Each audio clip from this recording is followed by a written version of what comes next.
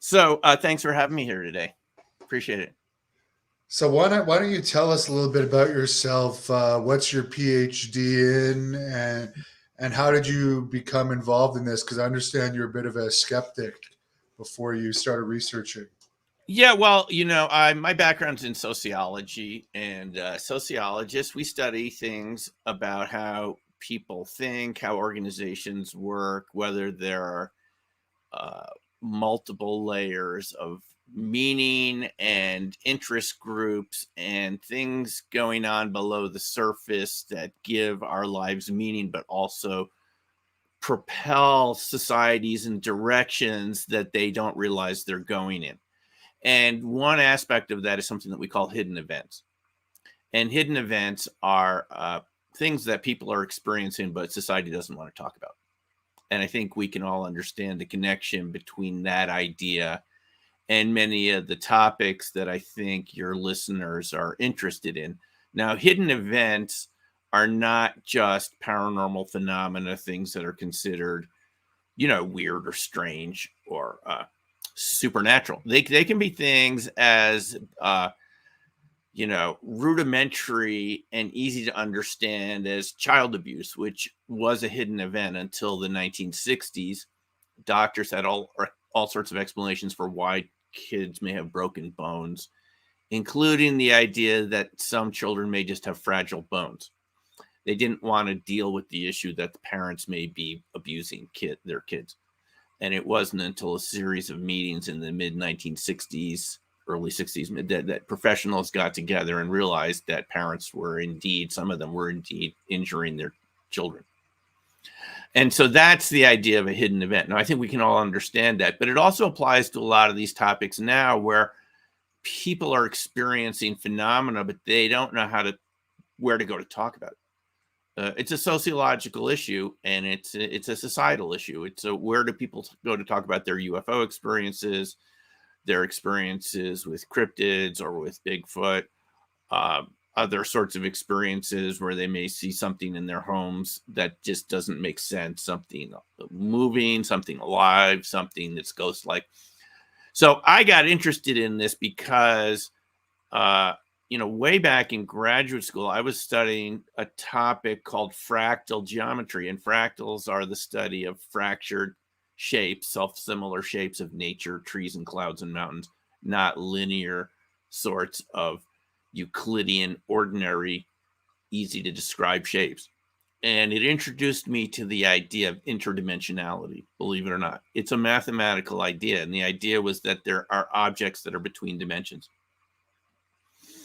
And a perfect example of that would be something like clouds. They're more than a surface, but they're not totally three-dimensional because they don't occupy all of the space that they're in. The closer you go to a cloud, the more you see it's just made of droplets. And those droplets are made of molecules of water. And it sort of has ever finer detail. I mean, from a distance, it looks like a solid object, but you get up close, you've been through clouds in a plane, right? You'll see it's very wispy. There's nothing really there.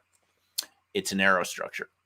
So these are objects between dimensions. So when I came across this idea of remote viewing in 1996, hearing someone talk about it on my local radio station, it seemed to fit what I had learned in graduate school about non-ordinary shapes, things that were between dimensions, things that are not easy to really explain by ordinary ideas.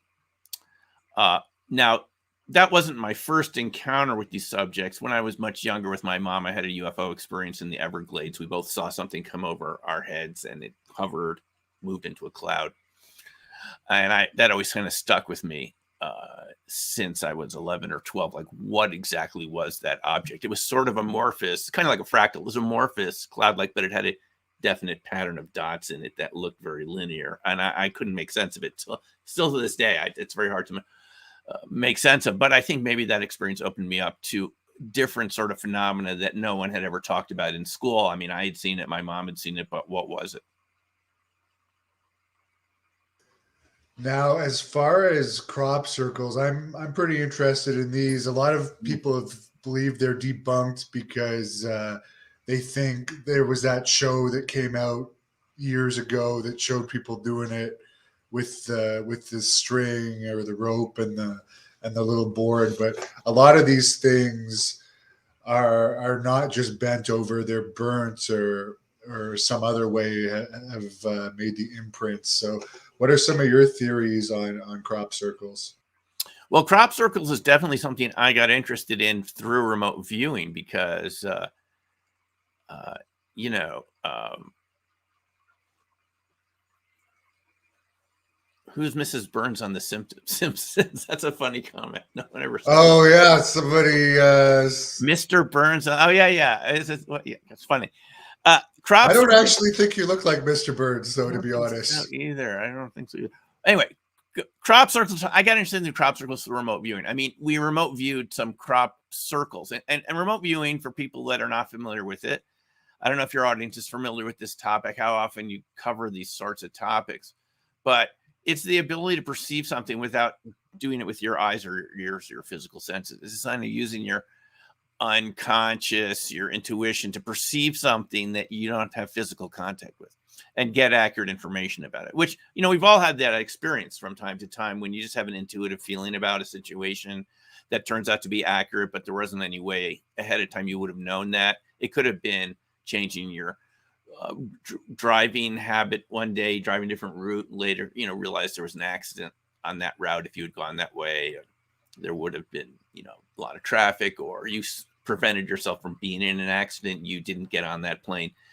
That is, remote viewing is sort of a kind of a controlled ass version of that. And I did view a crop circle in the training course that I took, the 8-day training course. And I just got curious about them. I went over in 97, and I did see a lot of evidence of strange things going on there, which, I mean, I was open to it being nothing, just like artwork, being supernatural, being extraterrestrial. It did turn out that there were a lot of energetic anomalies around them. And while we initially didn't think humans could do them, I'm convinced now that people have been doing them for a long time, especially since the 80s. Doug and Dave, the two guys from the pub.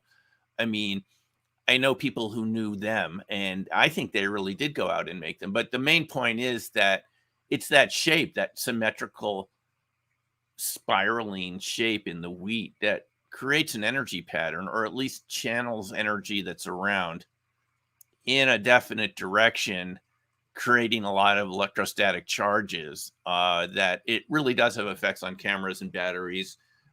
Balls of light are seen around crop circles. I've seen them. Even the circle makers, the human circle makers, who I finally got to meet after going over there for a couple of years, because they had been watching, they had gone to crop circle conferences, seen me present the idea that, oh, no humans could ever make this. I mean, this is what I initially thought, because so many alleged experts said it would be impossible to do, right?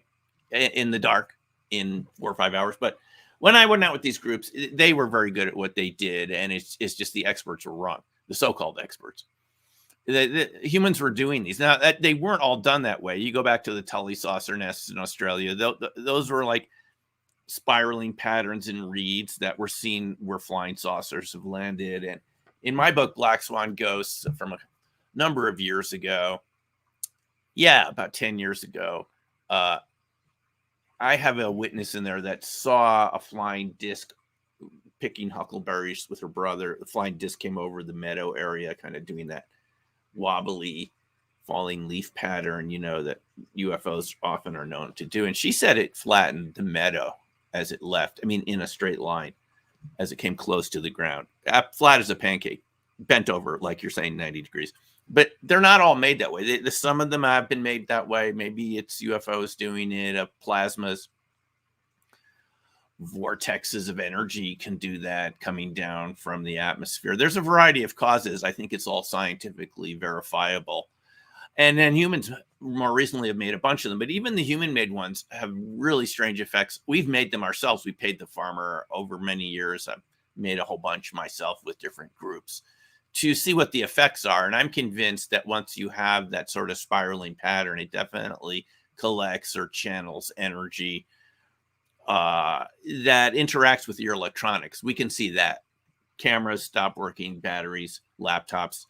Even this has been true of professional film crews. who I've worked with have told me that it's happened to them, or they know other film crews, BBC, for example, go in there and the cameras are just wiped out. They have to reboot them. So, and I've seen it to devices I've been around, people I've been with. So crop circles are a very interesting topic. I think there are a variety of causes, but the big surprise to me was that even human-made ones we made would be energetically active in a different way. And I wrote a paper about this in 2013, arguing 2000. It was a little earlier than that, arguing that these patterns of crop circles, the spiral shape and fractals, the fractal sort of shape, self-similarity, repeating pattern could be channeling dark energy, dark matter from the cosmos. We know that I know now from having studied cold fusion, low energy nuclear reaction related areas that neutrinos from the cosmic background radiation 13 billion years ago, it's still streaming through the cosmos, through the universe, through the earth. Millions a second are interacting with your body. It seems quite conceivable that there could be patterns that, because relic neutrinos interact with matter at our scale, you could be focusing them just because it's in that spiral shape. It's channeling it down, focusing it. Those relic neutrinos interact with us and with energetic processes. There's no doubt about it. It's not as well known in the US, but Russian scientists, Soviet scientists have done a lot of work on that over the decades. And I'm convinced that is one possibility of why crop circles may be energetically active. Any crop circle, if it's precise and mathematically, the ratios are in a sort of a mathematical fractal shape. Now, there's a fan on here that wants to know about the famous crop circle with an alien face and the warning about the way we live. I'm not familiar with this one. Could you elaborate? Yeah, that was by the Chilbolton telescope, if I'm not mistaken, right, Sheldon? The Chilbolton alien face. That was not in Wiltshire, where we spent most of our time, where most of the crop circles have shown up, but in Hampshire. They don't say in the UK county, they just say shire, right? Kind of like in Tolkien's Middle Earth, the Shire. So there's these Hampshires and Wiltshires and all this, and lots of shires in the UK. And this was in Hampshire. And my belief was that was done by the so-called Hampshire group, the Hampshire Crop Circle group. But that is speculation. I was just told this by people who knew a lot about the subject. I don't know who was in the Hampshire group. They were sort of a mysterious bunch, and they were very active in their area, Salisbury area. And that could have been them doing it, but that's my knowledge about that one. Do you know much about cattle mutilations? Well, it's interesting you asked that. I've been thinking a lot about that because since I wrote my most recent book, Dark Matter Monsters, this book, and this is really what got me interested in thinking about this question about animal mutilations, cow mutilations, is why are balls of light and orbs that we saw around crop circles that have been seen around UFOs, why would you see them around something like Bigfoot if it's just, a wild man, as it would have been referred to a couple hundred years ago, or relic primate, Gigantopithecus? If it has an ordinary, normal explanation, even if maybe it's a very rare animal, well, why do you get balls of light? People see orbs and balls of light around Bigfoot and even other cryptids a lot, but it's seen around UFOs, it's seen around crop circles. And that led me to think that there's another type of life on the planet that doesn't operate by the same rules that ordinary matter does, 3D matter, like we're used to. We're used to certain states of matter. And this will answer your question. I know this is a little long-winded, but we're used to the ordinary states of matter, solid, liquid, gases. And we're familiar with plasmas because that's what makes fluorescent bulbs work, and lightning and aurora borealis, and plasma being the most abundant form of matter in the universe, ionized gases that glow and give off charge. And beyond plasmas, there's another state of matter, which is a self-organized plasma, which some people call a plasmoid, or coherent matter. it's a fifth state of matter. And we know there's been a lot of research into this, a lot of black budget research, because once you organize matter like this, it becomes macroscopically coherent in a quantum way. Quantum, I'm saying all the particles in it, rather than doing all their own thing like we see around us right now. And they have different temperatures and frequencies, and they make the world look the way it does to us. In coherent matter, all the particles are at the same frequency. And they become coherent. They become quantum entangled with each other, and they behave like one big particle. And this was discovered. I mean, it was theorized to exist by the physicist Bose from India, and he contacted Einstein in, I think it was the early 30s, maybe the 20s, and they were known for creating this idea, the Bose-Einstein condensate, which would be like a large particle, unlike this, where everything is kind of, they're all different, and they give color and temperature, and they feel different, right? Well, if they're all the same frequencies, it's going to be one big particle, like one big electron or something like that. That's coherent matter. And it was discovered right here in Boulder. I mean, finally empirically discovered for in an experiment where they reproduced it, but at, really cold temperatures, like, near absolute zero, minus 300 degrees, the coldest temperature that could exist in our reality. But coherent matter can exist at any temperature, at room temperature, with the same properties, where it just becomes one collective waveform, one collective particle with no differentiation. Well, that type of coherent matter also forms something like we know in lasers, where all the particles of light are at the same frequency. And it kind of gives laser light that weird sort of sparkly appearance because it has this coherency to it. Well, there's something that preceded the laser, which is called the maser, which is like, it's based on microwaves. It's the idea of a laser, but it's done with microwave radiation, radio frequencies, like we use in a microwave oven. And if you can create the same coherency around the frequencies in a microwave transmitter and use it, project it onto a material, you can create what's called a maser, which is very coherent type of matter at a microwave frequency. And that is known, to answer your question, that is known to create laser-like cuts. If you look at the effects of masers at a microscopic level or at a larger level, it creates these really even cuts that give it the appearance of having been cut by a laser. So I've been getting to wonder ever since I got into the subject of cryptids, Bigfoot, orbs, ball lightning, things that can become invisible, as coherent matter can do. It can teleport, it can cloak, just like we see in cryptid behavior, other sorts of what's called paranormal phenomena. And this is seen around cattle mutilations, other animal mutilations. Does it have something to do with masers? I mean, I'm not saying it's a completely natural phenomenon. I mean, something harnessing that, or is it some sort of spontaneously natural phenomena that's attracted to what's ever out there in those fields and is sort of creating these sharp cuts in them? I don't know. It's just an open question I have at the moment. And I understand, speaking of cattle mutilations, they happen on Skinwalker Ranch. Right. And you're quite an expert in that. And in recent years, there's a television show about it. There's been a documentary come out. It's a lot more widely publicized. Maybe to start, could you tell people a brief history of it? Because it would take a whole show to go over the whole thing. Yeah.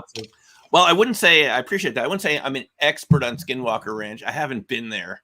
I haven't actually gone out there and looked at it like I've done with crop circles, going there year after year. But Skinwalker Ranch is a place in the Uinta County region of Utah, northern Utah. And it's an area that had Native Americans living there in the past. And the natives that live there have always said that there's been strange stuff in that entire area, not just the ranch itself, the entire area has cryptid activity, Bigfoot activity, orbs, UFOs, and all of this that's associated with those phenomena. And Skinwalker Ranch is a place that, people who've lived there have reported these sorts of phenomena, really, really strange UFO and cryptid phenomena, things that could become invisible, things that could move into your house without you seeing them, rearrange things in the kitchen, move furniture around. We've all heard these stories about Skinwalker Ranch from the Shermans. I mean, their name is public now, so I guess it's okay to use it. And the Shermans, who lived there before, and they sold it to Robert Bigelow, who created NIDS, this institute, National Institute of Discovery Sciences, to study the ranch. And then some books were written while Bigelow owned the ranch, including Knapp and Keller Hunt for the Skinwalker, which has a lot of these incidents retold in there. And then more recently, the ranch was bought by someone that Robert Bigelow knew, also from the Salt Lake area, Brandon Fugel, who put his own research team there, and they created this TV series, Secret of Skinwalker Ranch, and they've been doing their own research. And I got interested in it because, well, it's an area I've driven by many times on my way back and forth throughout the West, traveling to Utah and so forth. But if you look at that most recent book by James Lukatsky and Knapp and Keller called Hunt for the Skinwalkers at the Pentagon, I mean, that is really a mind-blowing book. And I think a lot of people have trouble accepting what this former missile analyst for the Defense Intelligence Agency, Lukatsky, I mean, these people, they normally don't make things up when they're analyzing enemy missile systems for our government, for the military, to look at how to defeat enemy technology. I mean, we trust them 100%, right? But here, Lukatsky, who's head of the OSAP program, Advanced Aerospace Weapons Systems Application Program, I think that's what the acronym stands for, nicknamed ATIP, as we're told, though there's some controversy of this. I mean, he hears about these weird things going on out there from Bigelow or from someone associated with Bigelow, and he feels like this should be studied. So they go out there, and the OSAP team, which was initially like a UFO study program, and this is classified research, by the way. I mean, this isn't something that they're just sharing with anyone in the Pentagon. But they go out there, and what that book is known for, Skinwalkers at the Pentagon, the reason it has that title is like some of the research analysts who were working out there who've now come forward, we know some of their names now, said they saw these cryptids and weird phenomena out there and creatures that we don't have names for. I mean, things that you would almost imagine coming from another dimension, and seeing these things temporarily, then they're vanishing. Dogmen, I guess, as we would call them, werewolves. We don't have really good names for these sorts of life forms, but they claimed that, and this is really astounding, they saw them when they went back home to their previously ordinary, normal Maryland suburbs outside of Washington, D.C. They would see these creatures, and not only would they see them, I mean, their kids would see them, the kids' friends would see them. And they describe in this Skinwalkers at the Pentagon this kind of contagion effect. It's kind of an interesting thing. Wouldn't you agree? I'm sure the listeners would say this is really interesting, is that you get involved in a topic, you have some experiences out there, and it changes you in a way that you now see it. That's my interpretation of it. It changes you in a way that you now perceive this. Like your radio dial has been expanded. So when I was a kid, I used to be interested in shortwave radio, and I would buy shortwave radio with my paper route money. And back then, and Citizens Radio, remember CB? So the original Citizen band radios that I got from Radio Shack, they didn't have all the channels. They were like 23 CB channels. If you remember those days, truckers would use them, but anyone could buy them, and you could talk to your friends. It was kind of cool. Over these public channels. You could listen to the police thing, the police reports and ambulance reports too sometimes. You're right. Those are all different frequencies. And I think on CB was channel 9 was the emergency channel, right? So you could always tune around and hear stuff going on. And you could hear stuff going on in your neighborhood from people talking about it on CB. Well, the early CB radios, you had to buy the crystals. Remember Radio Shack, which doesn't exist anymore, would sell the individual crystals, and you could buy them for, it's literally a crystal that has been grown and tuned to a certain frequency in the CB range. And some of those radios, the ones that I looked at being a high school kid on a budget of a paper route money, you might have bought the CB with only 5 channels, and there were 10 extra channels. You could add the other channels in later. This is sort of what this Skinwalkers at the Pentagon thing is like for me, is you go out there and study Skinwalker Ranch and you encounter, all sorts of creepy phenomena. And it changes you in a way. All of a sudden, like more crystals have been added into your perceptual system as a person, right? And they go home and start perceiving more of reality that, I think is around us. I think these things are real. And I think we do a very good job, as I said at the beginning of the show here, of tuning these things out. They're hidden events. It's like, you won't get any brownie points for talking about this to your boss or to your neighbors, right? If you see one of these creatures, who are you going to call? Ghostbusters? You don't get points in general for mentioning this in college, in grad school, any professional environment. People could start laughing at you. I can say this because this is my training as a sociologist. There are certain topics, and it changes over history, what we're not willing to talk about. My grandmother survived Nazi Germany with her family and my father, and they emigrated to the U.S. in 1938 or so. And I remember interviewing her. It was for a college project. And she described to me how the sort of anti-Semitic laws that kind of went through Nazi Germany, it was very subtle. It was just one law here, one law there. This could happen in any society. In Nazi Germany, it was against Jewish people, and it was like laws against owning pets, having maids.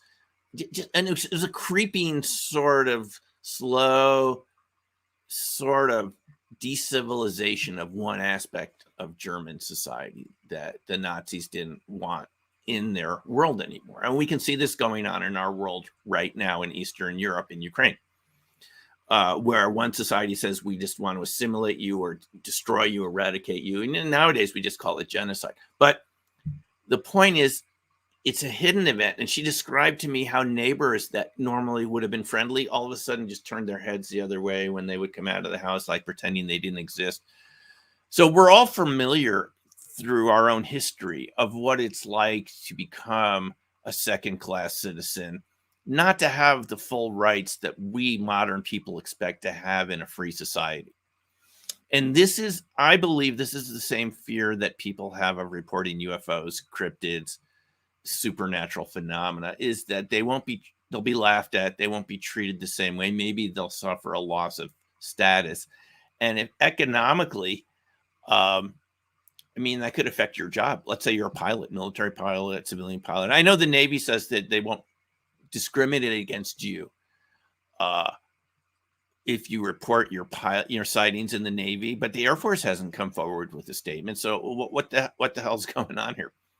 The Navy says, okay, but if you're in the Air Force, you can't report how many pilots out there? I talked to pilots. How many pilots out there have seen these things? So this is what we're dealing with, is a fear of retribution and ridicule, which we all have, of being, discriminated against because you say you saw something. And that's why this isn't talked about very much. The other theory I've heard Robert Bigelow talk about is that maybe these entities from Skinwalker follow the researchers home if they're not just seeing that other dimension. Do I call you Hannibal? Is that your name? Yeah, you could call me Hannibal, yeah, or Devin. So Hannibal.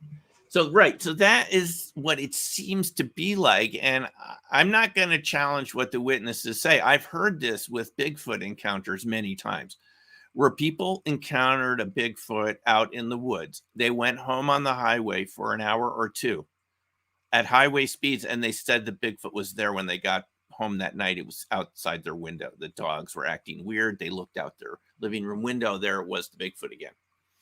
So I can't discount that that's happening, but I'm also saying there's another possibility that you're changing to perceive more of reality than you perceived before. You know, like the crystal radio channels, adding channels that I mentioned. So it does raise a bunch of questions of, are they entities? Are they following you? Because not all of this are entities. There's stories of these orbs. Let's just take an example. At Skinwalker Ranch, there's stories that we've all heard many times of these blue orbs that sort of followed the Sherman's 3 dogs, and they were playing with the dogs. The dogs follow them into the forest or into a clearing that Sherman can't see from the porch of his ranch house out there at Skinwalker Ranch. And then you hear some distress sounds coming from the dogs yelping. It's too dark to go out. He goes out the next morning. They've all been turned to puddles of fat. Now, is that a deliberate action from that ball of light, or is that one of the effects of ball lightning? Because when I looked into ball lightning as part of writing Dark Matter Monsters, I read a lot of accounts of ball lightning being dangerous, having high energy discharges. It does seem to follow people and animals around. Is it conscious, or is it just because of the static gradients? I can't really say for sure, but ball lightning is known to be dangerous occasionally, and something that you definitely do not want to have go through your body, and you don't want to approach it. So it's hard to say whether all of that, whether it's all entities or if it's just some of this is just natural phenomena that can have a dangerous side to it. Does it follow people home? I'll let people think about that on their own. I'm just opening the possibility that we live in a multiverse, and after being out at places like Skinwalker Ranch, where the veils between the different parallel realities may be a little thinner, it just may change you to see more of reality than you saw before. Yes, that's definitely a good point. And as far as Skinwalker Ranch goes, would you say there could potentially be a portal there? Because I understand there's some other lesser known places like Skinwalker around the world. What's your theory on the reason behind all the activity? Well, having scientific training, I just have a bias towards more scientific explanations, not like I'm trying to explain it away. I think that there's certain environments that encourage the creation of this coherent matter, which is going to create orbs, ball lightning, life forms that are attracted to coherent matter that may be based on coherent matter themselves.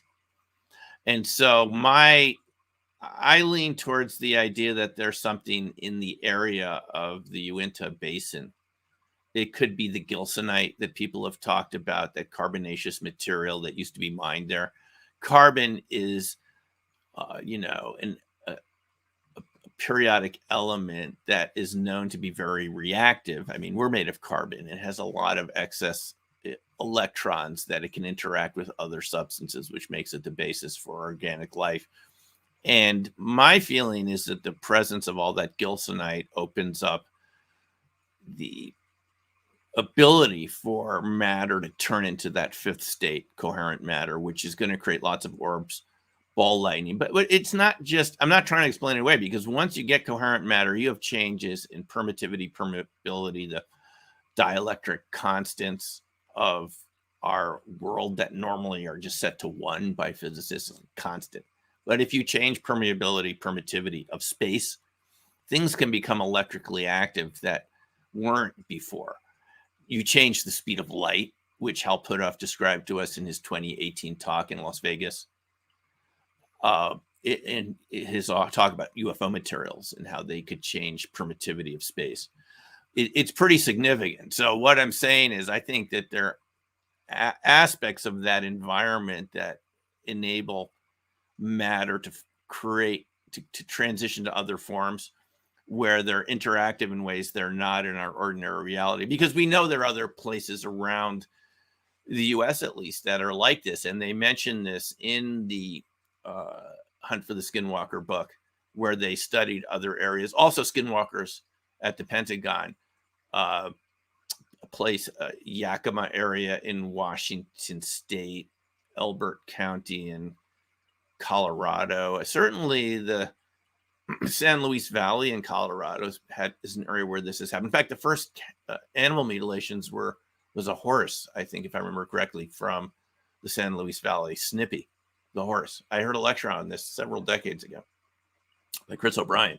So there are other areas that are active. We shouldn't also forget Marley Woods in Missouri. The name it was given by Ted Phillips, who was a colleague of J. Allen Hynek. And he studied these trace cases, right. And someone here is mentioning other areas that have this. There's other areas that have this type of activity. The Marfa Lights, Brown Mountain, I think it's called in North Carolina. And your listeners mentioning another area, Missouri, Oklahoma. Those areas, I'm not sure if they have more cryptid activity, but certainly Missouri, Oklahoma is going to have a share of cryptid activity, if I'm not mistaken. But there's areas. Now, Ted Phillips documented Marley Woods, and it's just like Skinwalker Ranch, even more so. It was more, the things that happened there were even more intense in some ways, literally animals exploding completely. Ted Phillips described seeing an orb, what he called the ambers, go over a picnic table once. And the picnic table lifted off. It was chained down to the ground, so it didn't blow away or move away, but it started lifting off the ground, a picnic table from an orb. It shows that it's changing the structure of space in that area. It's proof that something significant is going on there if the gravitational constant's changing when these orbs come around. But they had cryptids there, and Ted even showed photos of these in one of his lectures at the Ozark UFO conference in 2009. I think listeners will remember this if they've seen it. It was something that looked sort of like a polar bear, and there were several of them seen, a couple walking at a time. Even people around town saw them. But, I mean, as far as we know, there's no polar bears in Missouri. And even when the rancher shot at them, there wasn't any effect. They just kept walking through a barbed wire fence. They actually literally walked through a fence. So, to me, that is like it's another state of matter. Now, to answer this question from one of the listeners, I can see it here, or how are orbs connected to the Sasquatch? This is really interesting because sometimes people go out to look for Sasquatch, Bigfoot, and they just see orbs. I've talked to people that have said they saw a Bigfoot come out of an orb or go back into an orb. Portal, I don't know, but they described it like an orb. And people have described Bigfoot throwing orbs at them. And the orbs are seen around them. So there's a relationship. Now, I'm saying that orbs are a type of ball lightning. You don't have to agree with that. If you think it's something else, you can come up with your own idea of what orbs are. But I'm saying, normally we tend to simplify things in science to the minimum number of moving parts that we're dealing with. And if we assume that orbs are a variety of ball lightning, which I think is a reasonable thing to assume, it suggests that we're dealing with life forms that can interact with our reality in that way to generate orbs in a way that you and I don't know exactly how to do. What you and I know how to do is we can walk across a carpet and see sparks, right? Or if you're in your bedroom at night and you sort of move through the sheets and you see that sparkly static electricity. Okay, that's sort of getting in the direction of orbs. But what you need to do to create a self-sustaining orb is that charge has to compress enough that it becomes self-sustaining, self-organizing. When it's just a static charge, you have this type of orb there. It's really there, but it's really small, and it's really brief, and it's gone. These creatures seem to know how to sustain it, which suggests to me that they have another type of biology which gives them superpowers. I don't know any other way to say it. Strength, speed, cloaking. And isn't that what we see around Bigfoot and other creatures like that? The ability to cloak, super fast speeds. And let me say one other thing about this. Bigfoot witnesses repeatedly say from time to time that the Bigfoot seemed like it was gliding across the forest floor or the trail. They said that its head doesn't seem to move up and down. And people that have been picked up by Bigfoot have said when they were being carried by the Bigfoot in their sleeping bag, and sometimes these Sasquatch will do that for whatever reason, that it didn't feel like the Bigfoot was going up and down like the way you and I would walk, that they were gliding across the forest.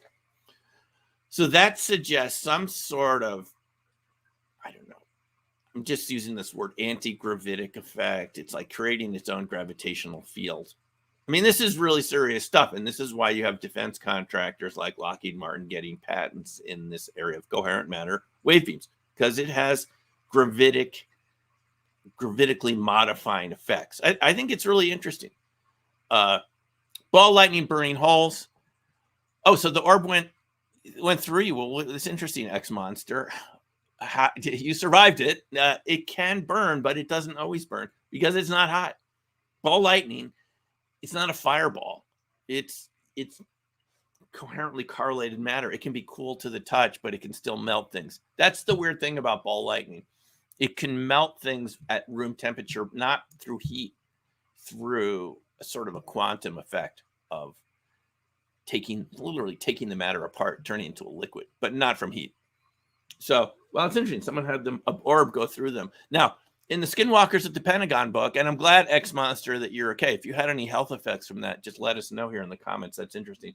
The Skinwalkers at the Pentagon book, they mention a case of someone, I believe it's in Oregon, if I'm not mistaken, and these orbs come from across a field through the car. The daughter says it went right through her father's body and exited.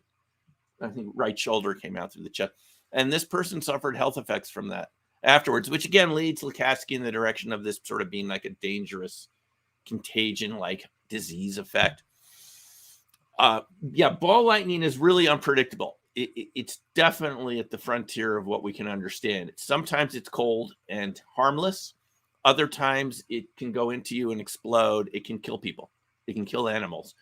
And even these reports from 100 years ago of ball lightning, there's many books, several books written by researchers 100 years ago and earlier compiling reports of ball lightning. The reports were that it could teleport animals and people. That's what was reported. Teleportation. I'd love to hear what those cases were. So, well, yeah, sure. 5 sources own all the media in the world, but we're a media channel right here, and no one's telling me what to say. So, Yeah, there's a lot more independent media these days. But as far as Bigfoot and Sasquatch, what's the difference for people that don't know? And what are these creatures? Because a lot of people have never heard about the cloaking. They just think it's like a gorilla type or bear type animal. Escaped gorilla. Yeah. Yeah, you read these reports, Animal, about this, and people say it was like escaped gorilla or something. That's the most, they looked around for a circus in the area. At least the younger ones, let me put it that, the juvenile ones sort of have a monkey-like feeling to them, but the older ones seem more, they kind of look primate, but they act like a human. So to answer your question, there are so many different accounts of Bigfoot, Sasquatch. Yes, it's the same thing as far as I'm concerned. And I'm not a Bigfoot, Sasquatch expert by any means. I haven't been out there months and years in the woods doing plaster casts. I'm just basing this on just reading as much as I can. And there seem to be different Sasquatch species all over the world. They seem to be an indigenous life form to the earth that has these supernatural abilities. And you can go back, as David Paulides has pointed out in his research. If you go onto his YouTube channel, he's someone that did study it extensively. I mean, he was hired by people to study it a little over 10 years ago, and wrote 2 books, Tribal Bigfoot and the Huba Project. And he goes, right, Australia, you have the Yowie sighting. So I think it's the same type of species. But even the reports from 100 years ago in the paper mentioned supernatural effects. These things like orbs and so forth. They mention the supernatural effects. There was someone that Paulides mentioned in the Mount St. Helens area that mentioned seeing them and mentioned supernatural effects from 100 years ago and strange lights and so forth and energy effects. So I think the reports are pretty consistent going back 100 years, going back to Native American accounts, that these are beings that are related to us in some way. They have human they have human DNA, or we have their DNA. We don't know which came first. We're related to them, but they seem to have abilities that we don't have without a lot of training. They do seem to be able to cloak, to morph, to move. And talking about following things home, they seem to be able to follow your car at highway speeds, any highway speed, if they want. They can run really fast. That goes for dogmen also. So what are these creatures? It's a really big mystery because we haven't talked about this much. The Native Americans had their own ideas. Right, maybe dogman is a related to type of Bigfoot. We don't really know. If I said anything here, it's total speculation. But all I can say is this is real. I've have friends who've encountered Sasquatch up close.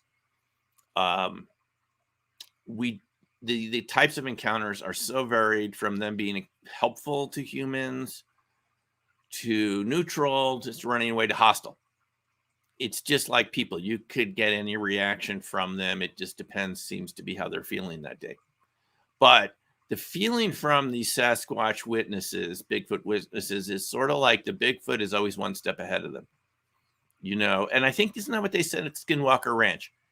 Whether it's Bigelow or Fugel, especially Bigelow, the researchers there said they always felt that the entities were always one step ahead of their cameras, detection equipment. People have encountered Bigfoot and Sasquatch, and it's not all of these, because you could overgeneralize. So there's so many types of encounters. They could just be like local neighbors who you gift with. You know, you leave things for them, they leave things for you from their environment. And sometimes people are just happy with that, and it's something that they count on, is that the Sasquatch are in their neighborhood. But there's a whole variety of types of encounters, and really, it's something we don't know a lot about, is how do they feel about humans? Who are they? Where do they go when we can't see them? Are they in an invisible world? I mean, I've spoken to nurses that have treated loggers who said, these were loggers in Idaho, and they said, going way back a couple decades, they would see these Sasquatch out there, and they would move behind a tree, and they didn't come out again. Now, this is direct from those people from the 1940s to this nurse who told this to me. But isn't this what we hear from witnesses nowadays? Same thing. The Sasquatch will peek around a tree, go back. You go back around the tree, there's nothing there. They didn't leave anywhere. So to me, it's a type of fractal phenomena between dimensions. And I think our minds have a lot of difficulty dealing with this because we're all used to thinking we know what's going on. I think the best way to deal with this subject is to realize you don't know what's going on. It's really true that there are things in the universe we don't understand very well. I know that's not what we're taught in school, right? We're taught in school, you know, it's not in textbook, it's not real. That's just baloney. 99.9% of what's around us, we don't really understand. Just look in your own body. We don't even understand the microbiome. These are these tiny little microbes that live on our skin surface. There's hundreds on your skin. And most of them don't have any names. They don't even have any names yet. In your mouth, in your digestive system. We know about microbes, the microbiome. That's a huge mystery right there. It's as mysterious as dark matter, is what these microorganisms do. But we know that, I'm just using this as an example. Just in the microbiome, we know it affects your mood. It affects your health. Nobody thinks about it, though, when what we eat, the medications we're taking. How does that affect the microbiome? Because, you know, I think it's like the vast majority of our DNA in our body is microbiome. Not by weight, but just by the amount of DNA. So, so there are things that we don't even understand about ourselves, let alone out there. But no, these cryptids are real. And I'm telling you, you could encounter them. Any one of the listeners right now, you could go out your door and encounter them. They can be anywhere, pretty much, even urban areas. So they don't seem to prefer urban areas, not as fractal perhaps, but you know, you could encounter this. There was a sighting just a couple miles from where I live here in Boulder, right in one of the parks on the outskirts of town, just at the border of town. And this biology student, as an undergrad, didn't even report it for 10 years because he didn't want to affect his career, right?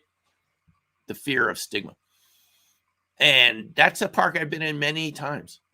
So So to go in these questions in reverse, no, I think there's tons of good pics and videos on YouTube. Just take a look. There are a lot of shorts. I look at those, and to me, I guess I could be wrong. You could say someone Photoshop, but it's very animation, Photoshopped animation is very expensive and time consuming to make something look realistic. Those movies we see, like I just saw Avatar the other day. And the other Black Panther movie, Wakanda Forever. And you look at those special effects in there. I mean, that cost millions of dollars to create something that's convincing like that. I don't think there's anyone has that type of money to reproduce that. So I look at these videos on YouTube. I don't know if they're all real, but a lot of them they are from trail cams. We hear this thing, there's nothing from trail cams. You look on YouTube, you'll see trail cams, some very interesting looking gorillas out there in Missouri. The last time I checked, there's no primates native to North America. Gigantopithecus never even was found here. No bones, nothing. That primate explanation just doesn't work. And there's no primate DNA found in them from the genetic tests that have been done on the hair from fences and things that people have sampled them from. So,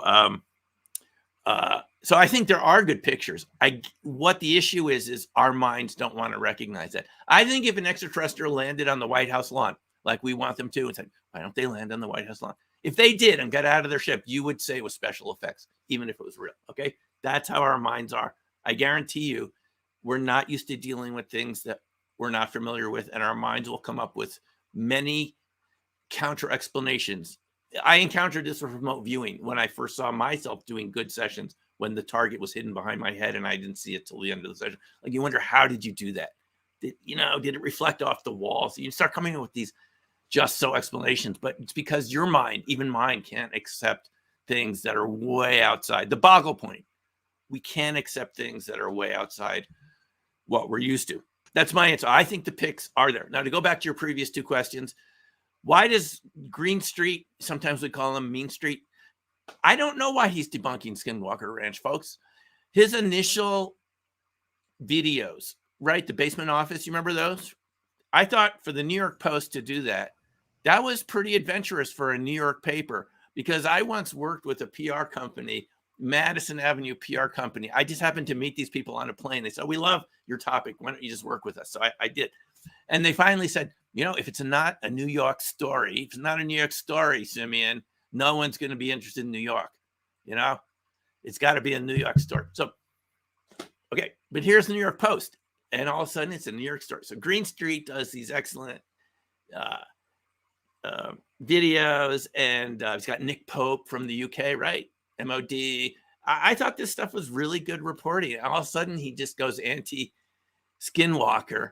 And he's from, he grew up Mormon in Utah. So I'm not sure. I don't know why he's doing this. Is he playing devil's advocate? What do you guys think? I like Green Street's videos. And I think the basement office was a big step forward the way he put this together. He even saw a triangular craft, he said, when he was doing a report in Salt Lake City, right? That's what got him interested. I don't know why he's all of a sudden turned against the Skinwalker people and makes fun of werewolves and spooky things. People see these cryptids. I know people that have seen it. I've talked to psychologists who've treated patients who've encountered Dogman and Bigfoot. No, they are not delusional. They're not schizophrenic. There's nothing wrong with them. They've really seen this, or they really believe they've seen this.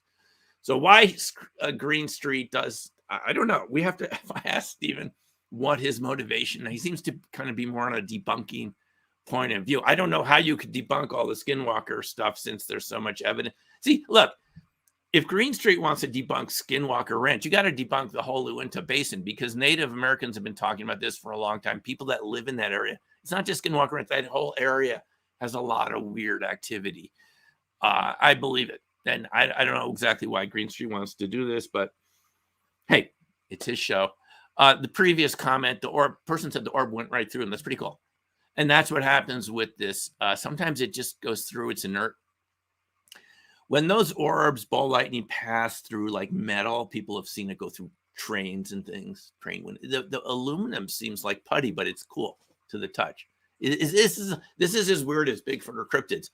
Something that looks like a glowing fireball, but it's cool to the touch, but it still melts things. We associate melting with heat, right?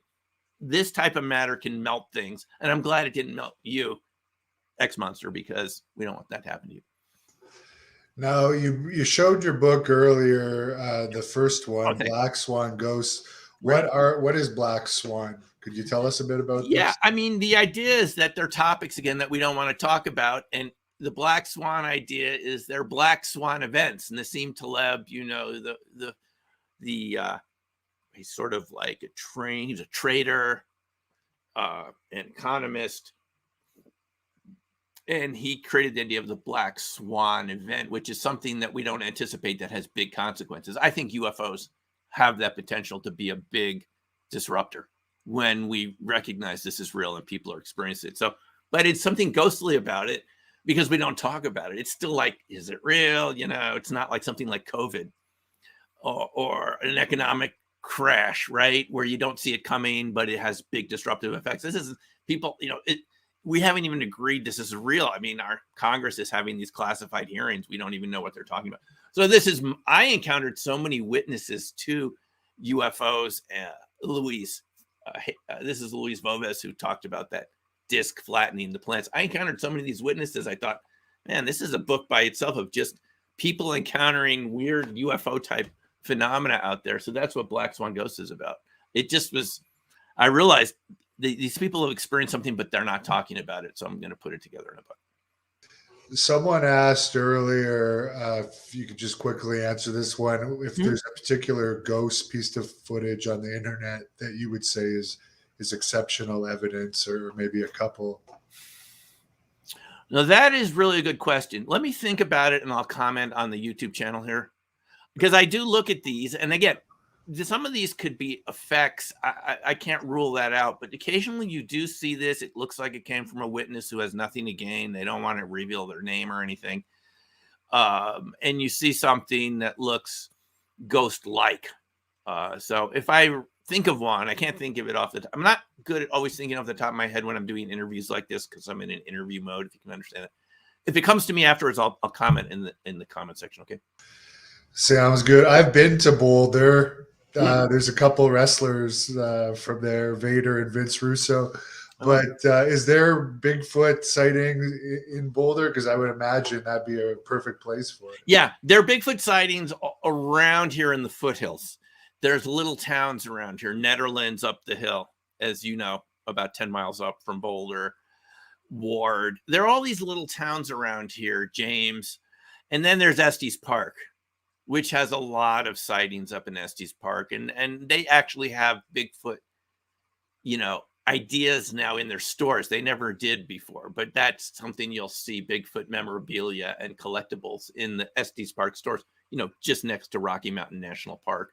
So you have them in Estes Park, and I've spoken to the witnesses, and this is sort of what led me to write Dark Matter Monsters, is talking to these witnesses from Colorado who said it left them with a brain fog. Oh yeah, cameras and batteries stopped working. Couldn't believe it.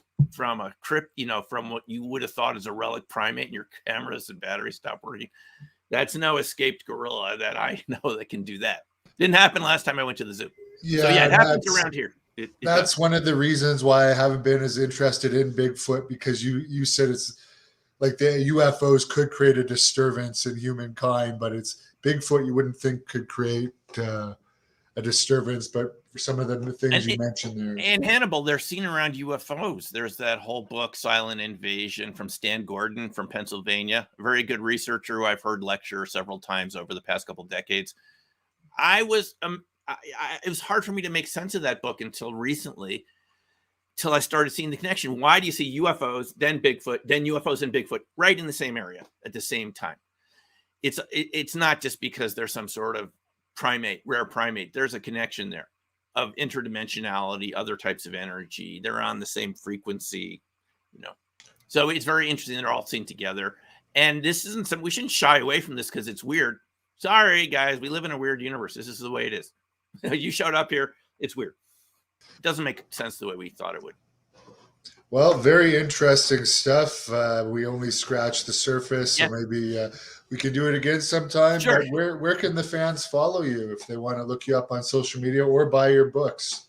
Yeah, well, I'm happy to send people signed copies of these. I still have an offer on my blog, newcrystalmind.com. Newcrystalmind.com. You'll see a link to get a signed copy. I'm happy to send one to you. So go to my blog, New Crystal Mind, my YouTube channel, Fractal Friend, one word.